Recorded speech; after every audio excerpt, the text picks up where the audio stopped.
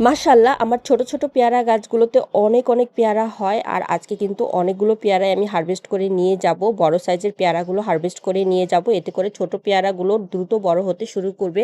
আর আমি গাছে যেহেতু খাবার দিয়েছি, পেয়ারাগুলো কিন্তু এখন দ্রুত বড় হয়ে যাচ্ছে।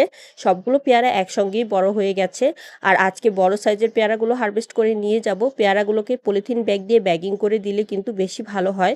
এতে করে পোকামাকড় আক্রমণ করে আর পেয়ারা নষ্ট করতে পারে না। আমি কিছু গাছের পেয়ারা ব্যাগিং করে দিয়েছি, আর কিছু গাছের পেয়ারা ব্যাগিং করতে পারিনি, পলিথিন ব্যাগ শেষ হয়ে গিয়েছিল, তাই কিছু পেয়ারা আমার নষ্ট হয়ে গেছে। আর এই পেয়ারাগুলো এত মিষ্টি হয়, বাজারের পেয়ারার সাথে আসলে এই পেয়ারার কোনো তুলনাই হয় না। অনেকগুলো পেয়ারা আজকে হারভেস্ট করব। এই যে দেখুন, এই পেয়ারাটা নষ্ট হয়ে গেছে, এটার ভিতরে পোকার আক্রমণ করেছিল, তাই এটাকে ফেলে দিলাম। আর এই বেডটাকে আমি নতুন করে আবার রেডি করছি গাছ লাগানোর জন্য। পেয়ারা যখন মার্বেল থেকে একটু বড় সাইজের হবে তখনই কিন্তু ব্যাগিং করে দিতে হয়। আর তখন যদি ব্যাগিং করে দেওয়া হয় তাহলে আর পোকা আক্রমণ করতে পারে না, আর পেয়ারাগুলো নষ্ট করতে পারে না। এই পেয়ারাগুলো আমি ব্যাগিং করে দিয়েছিলাম, তাই পেয়ারাগুলো ভালো আছে।